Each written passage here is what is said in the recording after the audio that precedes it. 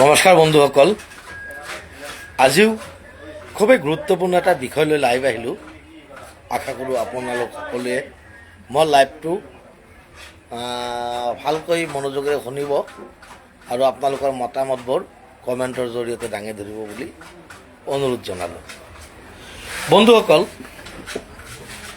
অসমত এইকেইদিনত যি মানে পৰিস্থিতিৰ এটা উদ্ভৱ হৈছে, এই পৰিস্থিতিৰ প্ৰতি লক্ষ্য কৰি কিছুমান কথা যদি ফেচবুক লাইভত আহি শ্বেয়াৰ নকৰোঁ তেনেহ'লে পাপ লাগিব যেন মোৰ অনুমান হয়। শ্ৰোতাৰ বন্ধুসকল, আমি অসমত বসবাস কৰা হিন্দু মুছলিম সকলো সম্প্ৰদায়ৰ মানুহে অসম চুক্তিক সন্মান কৰোঁ আৰু সকলোৱে বিনা বাধাই অসম চুক্তিক আমি মানি লৈছোঁ। অসম চুক্তিৰ প্ৰত্যেকটো দফা আখৰে আখৰে পালন কৰিবলৈ আমি প্ৰস্তুত আছোঁ। কিয়নো অসম চুক্তিখন হোৱাৰ আগতেই আপোনালোক সকলোৱে জানে, অসমত যি আন্দোলন হৈছিল, অসম আন্দোলন, সেই আন্দোলনত অসমৰ বহুতো মানুহ হিন্দু মুছলিম উভয়ে শ্বহীদ হৈছিল আৰু সেই শ্বহীদসকলৰ তেজৰ বিনিময়ত আমি অসম চুক্তি পাইছোঁ অসমৰ নাগৰিকসকলে। সেয়ে আমি সকলোৱে অসম চুক্তিক মানে একদম মানে কি কওঁ, অন্তৰৰ পৰা মানে সন্মান কৰোঁ, শ্ৰদ্ধা কৰোঁ আৰু অসম চুক্তি মানি চলিবলৈ আমি সদায় প্ৰস্তুত আছোঁ। বন্ধুসকল, এইখিনি কথা আজিৰ তাৰিখত খুবেই প্ৰাসংগিক। এই কথাখিনি যদি আমি মানে ৰাইজৰ মাজলৈ দাঙি নধৰোঁ তেনেহ'লে আমাৰ নৱপ্ৰজন্মই ঘোৰ অন্ধকাৰৰ ভিতৰত থাকিব। অসমৰ প্ৰত্যেকজন মানুহেই অসম চুক্তিৰ বিষয়ে অৱগত। অসম চুক্তিৰ অনুসৰি 1971 চনৰ 25 মাৰ্চৰ আগত বাংলাদেশৰ পৰা যিবোৰ মানুহ অসমলৈ আহিছিল, সেই মানুহখিনিক অসমৰ নাগৰিক বুলি স্বীকৃতি দিয়া হৈছিল আৰু 1971 চনৰ পিছত অসমলৈ যিবোৰ মানুহ প্ৰব্ৰজন হৈছিল বাংলাদেশৰ পৰা, তেখেত মুছলমানেই হওক বা হিন্দুৱেই হওক, সেই মানুহখিনি অসম চুক্তি অনুসৰি অসমৰ নাগৰিকত্ব পোৱা নাছিল বা নাপাব।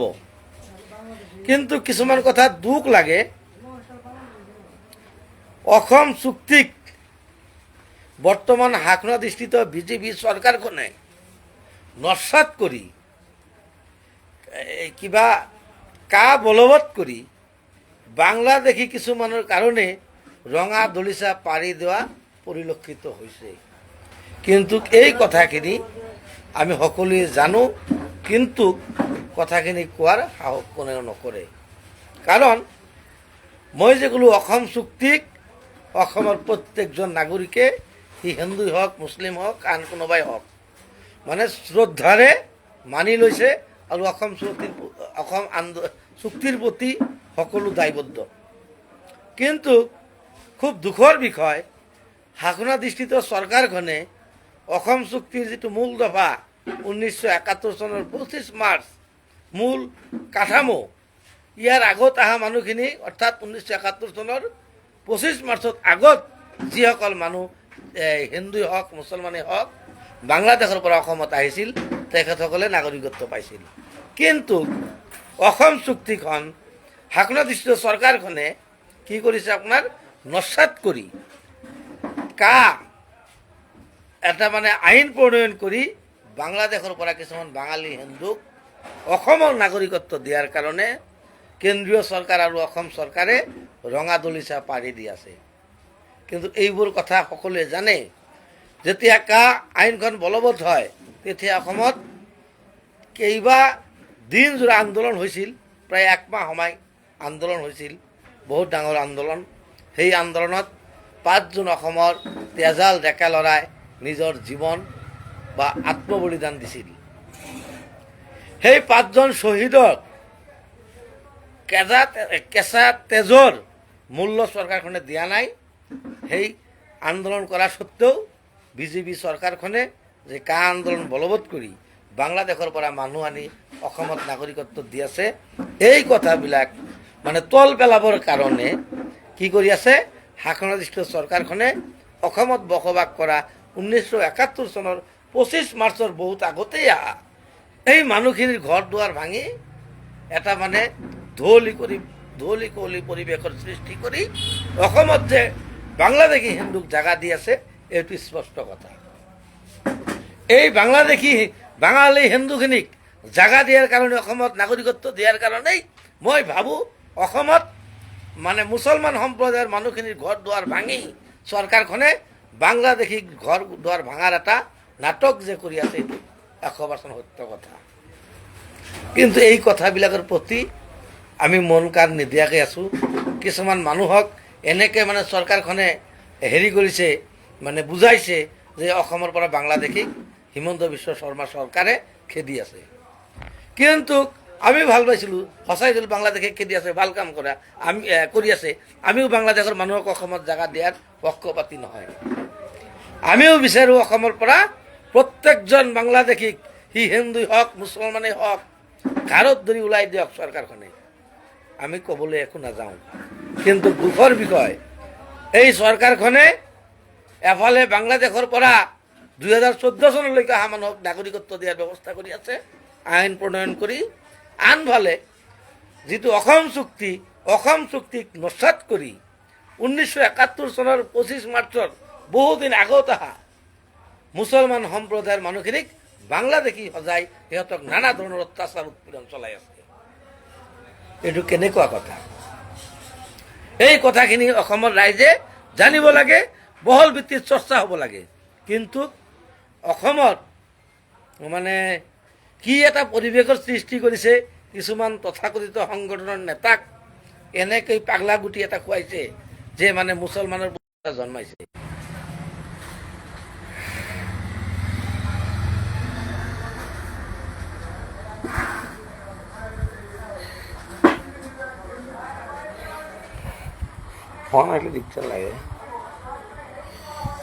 হয় বন্ধুসকল, মানে অসমৰ তথাকথিত মানে কিছুমান জাতীয় সংগঠনৰ নেতাক যেনে শৃংখল চলিহা, চিতু বৰুৱা, এইবোৰৰ যেন চৰকাৰৰ পৃষ্ঠপোষকতাত কিছুমান মানে অসমৰ মুছলমান ব্যক্তিসকলক হিংসা কৰাৰ প্ৰতিযোগিতাত নামিছে। আমিও অসমীয়া, আমাৰো জন্ম অসমত, আমিও অসমৰ বায়ু পানী খাই ডাঙৰ দীঘল হৈছোঁ। অসমৰ আইন কানুনক, ৰীতি নীতি, কালচাৰ যি আছে সকলোবিলাক আমি অন্তৰকৰণেৰে মানি লৈছোঁ। কিন্তু খুব দুখৰ বিষয়, অসম আন্দোলনৰ ফলত যি অসম চুক্তি লাভ কৰিছিল, সেই মানে কি কওঁ, সেই চুক্তিখনক নস্যাৎ কৰি বিজেপি দলৰ কেন্দ্ৰীয় চৰকাৰ আৰু অসম চৰকাৰে বাংলাদেশীৰ বোজা যে অসমত বহন কৰিব, এইটো চিৰসত্য কথা আৰু বহন কৰি আছে। মুখ্যমন্ত্ৰীজন নিজেই ঘোষণা কৰিছে যে 2014 চনলৈকে যিখিনি মানুহ বাংলাদেশৰ পৰা আহিছে বাঙালী হিন্দু মানুহ, সেইখিনিক নাগৰিকত্ব দিয়া হ'ব। কিহৰ জৰিয়তে? কা আইন প্ৰণয়ন কৰি সেই আইনৰ জৰিয়তে সেই মানুহখিনিক নাগৰিকত্ব দিব। আৰু ইফালে কি কৰি আছে চাওক, অসমত বসবাস কৰা অসমৰ বিভিন্ন জনগোষ্ঠীৰ মানুহৰ মাজত, বিভিন্ন ধৰ্মাৱলম্বীৰ মানুহৰ মাজত একতাৰ মনোভাৱেৰে সমাজৰ কাম কৰি অসম মাতৃক বহুত সেৱা শুশ্ৰূষা কৰি বা অসমীয়া ৰাইজৰ বা অসমীয়া সংস্কৃতিৰ লগত নিজকে মিলাই চলাৰ পিছতো আৰু 1971 চনৰ 25 মাৰ্চৰ আগৰ পৰাই অসমত বসবাস কৰা সত্ত্বেও সেই মানুহখিনিক বাংলাদেশী সজোৱাৰ কাৰণটো কি বাৰু? আশা কৰোঁ আপোনালোকে সকলোৱে এই আজিৰ মোৰ স্ক্ৰিপ্টটো চাই নিজা নিজা কমেণ্টবোৰ দিব, তেতিয়া আৰু ভালকৈ আলোচনা কৰা হ'ব। বন্ধুসকল, এটা কথা ভালকৈ লক্ষ্য কৰক, হিন্দু মুছলিম সকলোৱে মানুহ, সকলোৰে তেজটো জোল চাওঁ ৰঙা, কাৰো তেজ কিন্তু ক'লা নহয়। কিন্তু সিহঁতেও মানুহ, মুছলমানসকলেও মানুহ, সেই মুছলমান মানুহখিনিক ইমান অত্যাচাৰ উৎপীড়ন চলাই আছে অসমৰ মানে বহুত জ্ঞানী গুণী বিদ্বান মানুহখিনি যে নীৰৱ হৈ আছে ইয়াৰ কাৰণটো মই বুজি নাপালোঁ।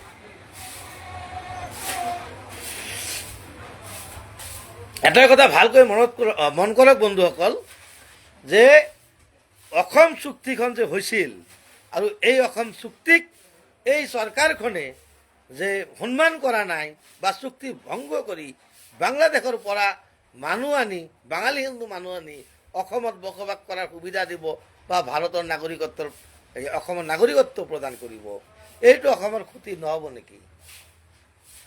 কিছুমান মানে শাসনাধিষ্ঠিত চৰকাৰখনৰ মন্ত্ৰী নেতা পালি নেতাই কৈ আছে ঢেক বা কি জাতি মাটি ভেটি ৰক্ষা কৰিব এই চৰকাৰখনে। এইটো জাতি মাটি ভেটি ৰক্ষা হ'ব নেকি?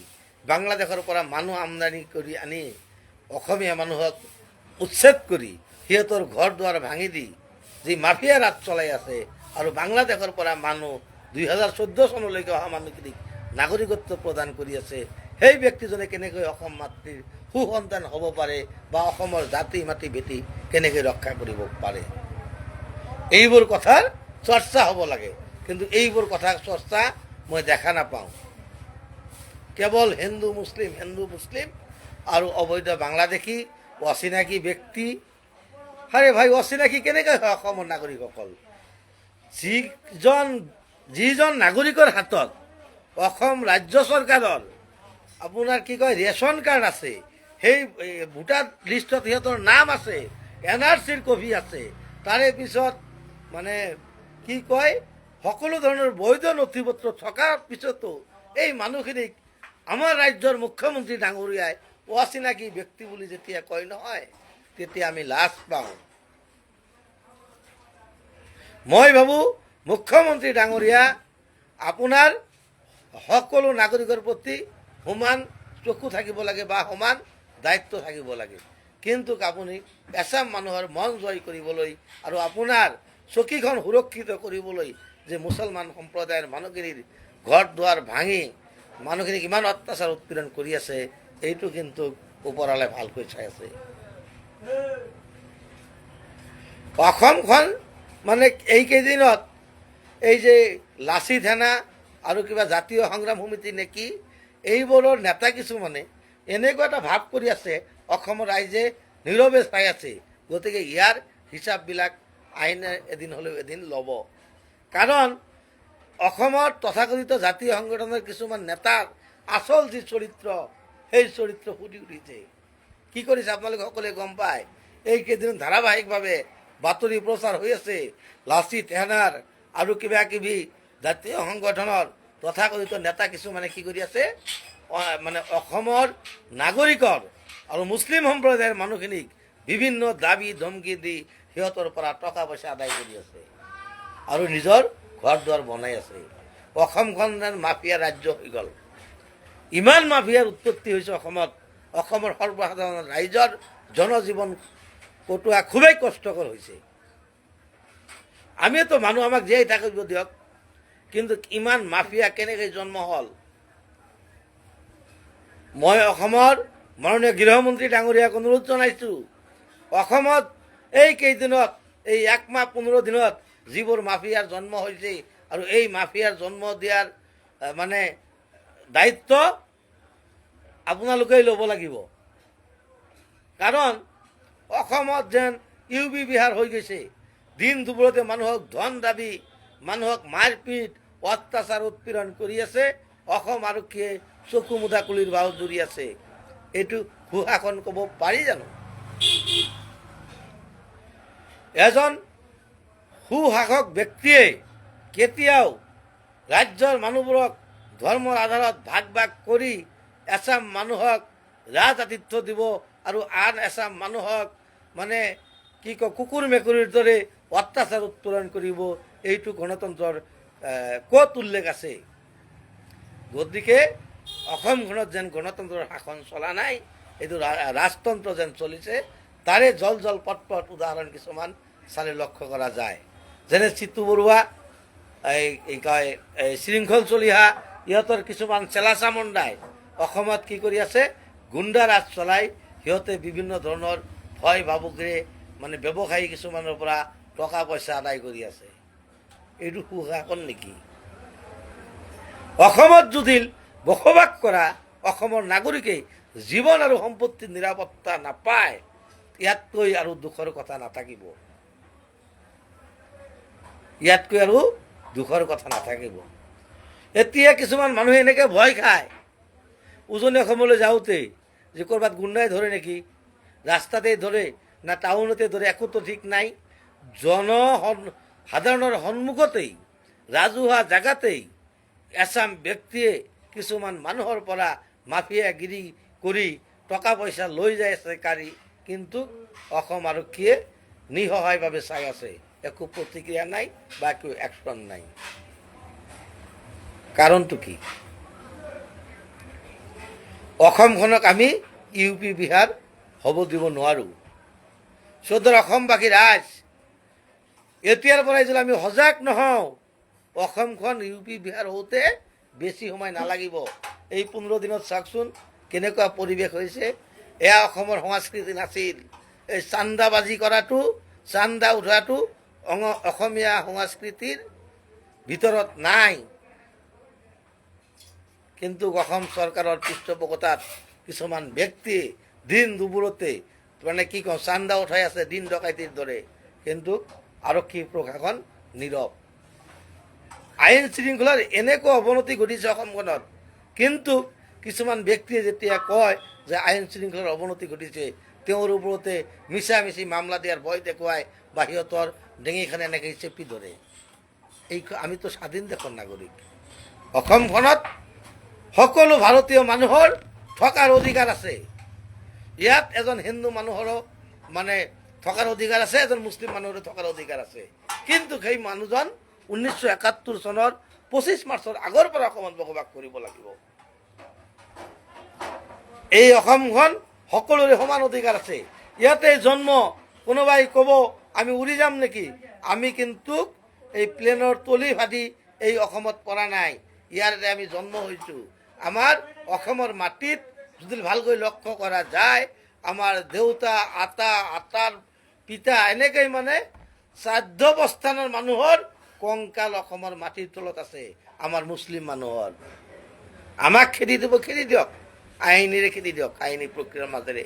কিন্তু একোনো আইনী প্ৰক্ৰিয়াৰ একো ব্যৱহাৰ নকৰি কেৱল কিছুমান ব্যক্তিগত মানুহে মানে নিজৰ স্বাৰ্থ আদায় কৰাৰ কাৰণে যধে মধে মানুহক বাংলাদেশী বুলি ক'ব, অবৈধ নাগৰিক বুলি ক'ব, অচিনাকি মানুহ বুলি ক'ব। এইটো আইনে কৈছে নেকি? মই ভাবোঁ আইন সকলোৰ বাবেই। গতিকে আইনৰ গাণ্ডীৰ ভিতৰত থাকি আমি প্ৰতিবাদ কৰিব লাগিব, আইন উলংঘন কৰি নহয়, আইনৰ গাণ্ডীৰ ভিতৰত থাকি। যদি এনেকুৱা অত্যাচাৰ উৎপীড়ন হয় অসমত, তেনেহ'লে অসমত আৰু এজনো মুছলমান মানুহ জীয়াই নাথাকিব। আৰু মই অসমৰ মুখ্যমন্ত্ৰীক অনুৰোধ জনাম, আপুনি যদি আমাক চাবই নোৱাৰে, মুছলমানক যদি ভালেই নাপায়, একেলগে লাইন কৰি থিয় কৰাই এফালৰ পৰা গুলিয়াই মাৰি পেলাওক ভাই, তথাপিও আমাৰ আত্মাই শান্তি পাব। কিন্তু আমাৰ ল'ৰা ছোৱালীখিনি গছৰ তলত, এই কোনোবা তিৰফালৰ তলত বসবাস কৰাৰ যি ব্যৱস্থা আপুনি কৰি দিছে, ইয়াৰ হিচাপ ভগৱান বা আল্লাহ এদিন ল'ব। আমিওতো মানুহ। আপোনাৰ সন্তানে যেনেকৈ ডাঙৰ ডাঙৰ স্কুল কলেজত পঢ়ে, আমাৰ ল'ৰা ছোৱালীখিনি সৰু হ'লেও চৰকাৰী বিদ্যালয় পঢ়াৰ এটা সুবিধা কৰি দিব লাগে। কিন্তু কিছুমান ঠাইত এনেকুৱা লক্ষ্য কৰিলে দেখা যায় যে চৰকাৰী বিদ্যালয় আছে, চৰকাৰে পকী ৰাস্তা বনাই দিছে, চৰকাৰী পানী যোগান আঁচনিৰ হেৰি আছে, তাৰে পিছত আপোনাৰ অংগনবাদী কেন্দ্ৰ আছে, আপোনাৰ ৰেচনৰ দোকান আছে, যিকোনো গাঁও, সেই যিকোনো গাঁওবিলাকতো উচ্ছেদ চলাইছে। কিয়? সেইখিনি অসমৰ নাগৰিক নহয় নেকি? আৰু যদি অসমৰ নাগৰিক নহয়, সেই মানুহখিনিক বাংলাদেশী বুলি যে কৈ আছে আপুনি, বা অচিনাকি ব্যক্তি বুলি যে কৈ আছে, সেই ব্যক্তিখিনি কিয় অসমৰ পৰা বাহিৰ কৰি দিয়া হোৱা নাই? কাৰণটো কি? এটাই কাৰণ, উজনি অসমৰ সংখ্যাগুৰু মানুহখিনিৰ ভোট আদায় কৰাৰ কাৰণে অসমত, লয়াৰ অসমত এই মিয়া মুছলমান মানুহখিনিৰ ওপৰত যে অত্যাচাৰ উৎপীড়ন চলাই আছে, এইটো খাটাং। অসমৰ ৰাইজ সজাগ খবৰ হ'ল। আমি হিংসাৰ ৰাজনীতি ভাল নাপাওঁ। আমি বিচাৰোঁ বৰ অসমৰ যি একতা ঐক্য অটুট ৰাখিবলৈ আমি সদায় চেষ্টা কৰিব লাগে। আমি হিন্দু মুছলিম সকলোৱে ভাই ভাই, সকলোৱে সমাজৰ উন্নতি আৰু প্ৰগতিৰ বাবে কাম কৰি আগুৱাই লৈ যাব বিচাৰোঁ আমি অসমখনক। অসম মাতৃক আপুনিও যেনেকুৱা সন্তান এজন, আমিও তেনেকুৱা সন্তান। গতিকে ভাই ভাই কিহৰ দ্বন্দ্ব ইমান? আমি কি দুখ কৰিছোঁ অসমৰ মুছলমান মানুহখিনিক? এই মানুহখিনিক আপুনি যিমান অত্যাচাৰ উৎপীড়ন কৰি আছে, আমাক শান্তিৰে বসবাস কৰিবলৈ দিয়া নাই, আমি এসাঁজ শান্তিৰে খাব পৰা নাই, আমি নিজে উপাৰ্জন কৰোঁ, ইমান কষ্ট কৰোঁ, খেতি পথাৰত কাম কৰি আমি জীয়াই থাকোঁ, তথাপিও আমাৰ ওপৰত ইমান অত্যাচাৰ। কাৰণটো কি? আমিতো চুৰ কৰি খোৱা নাই, আমিতো ডকাইতি কৰি খোৱা নাই, আমিতো বাংলাদেশৰ পৰা অহা নাই, আমাৰ অসমতেই জন্ম। অসমত জন্ম হোৱাৰ পিছতো যে আমাক অচিনাকি বুলি কয় মুখ্যমন্ত্ৰী ডাঙৰীয়া, ইয়াতকৈ আৰু লাজৰ কথা নহয়। যেতিয়া এখন ৰাজ্যৰ মুখ্যমন্ত্ৰীয়ে সেই ৰাজ্যৰ নাগৰিকক চিনি নাপাব, তেনেহ'লে সেই মানুহজন অসমৰ মুখ্যমন্ত্ৰীৰ আসনত বহি থকাৰ কোনো নৈতিক অধিকাৰ নাথাকে বুলি মই ভাবোঁ। উবেৰ চালকসকলো অচিনাকি, ৰিক্সাৱালাও অচিনাকি, কোৰ্টত ওকালতি কৰে সিহঁতেও বোলে অচিনাকি, তাৰে পিছত আপোনাৰ এই চব্জিৰ বেপাৰীখিনিও অচিনাকি। ইমান অচিনাকি মানুহ অসমত কেনেকৈ আহিল ভাই? এইটো উত্তৰটো লাগে মোৰ। ডক্টৰ হিমন্ত বিশ্ব শৰ্মা এজন জনা শুনা ব্যক্তি, দক্ষ মুখ্যমন্ত্ৰী বুলি নিজকে দাবী কৰে। এই দক্ষ মুখ্যমন্ত্ৰীৰ শাসনকালত অসমত ইমান অচিনাকি মানুহৰ আমদানি কেনেকৈ হ'ল? মুখ্যমন্ত্ৰী ডাঙৰীয়া, যদি আপোনাৰ হাতত উত্তৰ আছে উত্তৰ দিয়ক। আপুনি মই জনাত খুব দক্ষ এজন ব্যক্তি, সকলো সময়ত আপুনি জহাই ফুৰে। আপুনি বোলে ভাৰতবৰ্ষৰ ভিতৰত বহুত ক্ষমতাশালী মানুহ। আমাৰ ইমান ডাঙৰ ক্ষমতাশালী মুখ্যমন্ত্ৰী থাকোঁতে আমাৰ ৰাজ্যত বাংলাদেশৰ পৰা কেনেকৈ ইমান বাংলাদেশী মানুহ সোমায়? মুখ্যমন্ত্ৰী ডাঙৰীয়াই কি কৰি আছে? বা মুখ্যমন্ত্ৰী ডাঙৰীয়াৰ যি প্ৰশাসন ব্যৱস্থা, এইটো ফেল পৰিছে নেকি? অসমৰ ৰাইজে জানিব বিচাৰে।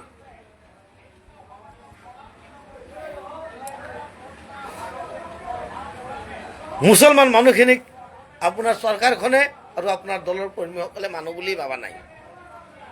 সিহঁতে কৈ থাকে মিয়া মিয়া ক'ত আছে?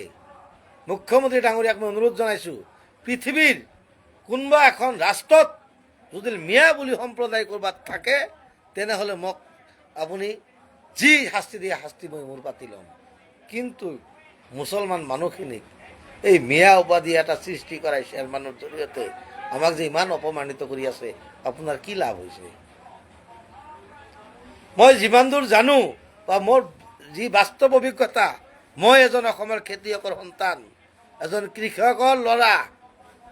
অসমৰ মুছলমান সম্প্ৰদায়ৰ মানুহখিনি কৃষি কৰ্মত নিজকে এনেকৈ নিয়োজিত কৰিছে নহয়, সিহঁতে খাবৰ সময় নাপায়। তাৰপিছত ভালকৈ কিন্তু অসম মাতৃৰ সেৱা কৰাৰ কাৰণে দিনে নিশাই কৃষি কৰ্মত নিজকে ব্যস্ত ৰাখি অসমৰ ৰাজহ টনকিয়াল কৰি আছে। আৰু অসমৰ বিভিন্ন জনগোষ্ঠীৰ মানুহৰ যি প্ৰধান খাদ্য আমাৰ ভাত বা চাউল, সেই চাউলৰ উৎপাদন কৰি আছে, শাক চব্জিৰ খেতি কৰি আছে মুছলমান মানুহখিনিয়ে। এইটো অপৰাধ নেকি? নিজৰ কৰ্ম নিজে কৰি খোৱাটো অপৰাধ হ'ব নোৱাৰে কেতিয়াও, মই ভাবোঁ। শেষত লাইভৰ মই এটাই কথাই কওঁ যে অসমখনত 1971 চনৰ 25 মাৰ্চত আগত পৰা যিখিনি মানুহে বসবাস কৰি আছে, সি হিন্দুই হওক সি মুছলমানেই হওক, প্ৰত্যেকজন ব্যক্তিয়ে কিন্তু অসমীয়া বা অসমৰ নাগৰিক। গতিকে অসমৰ নাগৰিক এজনক ইমান অত্যাচাৰ উৎপীড়ন কৰিব, এইটো কোনটো আইনত পাইছে? শেষত মই অসমৰ প্ৰত্যেকজন নাগৰিকক এটাই কথাই অনুৰোধ জনাম, হিন্দু মুছলিম খ্ৰীষ্টান সকলোকে অনুৰোধ জনাম, 1971 চনৰ 25 মাৰ্চৰ পিছত যিবোৰ বাংলাদেশী হিন্দু আমাৰ মাজত আহিছে বাংলাদেশৰ পৰা, বাঙালী হিন্দু, সেইবোৰক কিন্তু আমি অসমত নাগৰিকত্ব দিয়াৰ বিৰোধ কৰিব লাগে আৰু ইয়াৰ বিৰুদ্ধে প্ৰতিবাদ কৰিব লাগে বুলি মই অনুৰোধ জনাইছোঁ। আপোনালোকে আৰু বহি নাথাকিব, নহ'লে আমাৰ অৰ্থনৈতিক অৱস্থা, অসম ৰাজ্যৰ যি গৌৰৱ, সকলো লাহে লাহে শেষ হৈ যাব। অসমৰ যি জনগাঁথনি লাহে লাহে বাংলাদেশীৰ হাতত গুচি যাব। বন্ধুসকল লাইভটো বেছি দীঘলীয়া নকৰি এইখিনিতে লাইভটো শেষ কৰিছোঁ।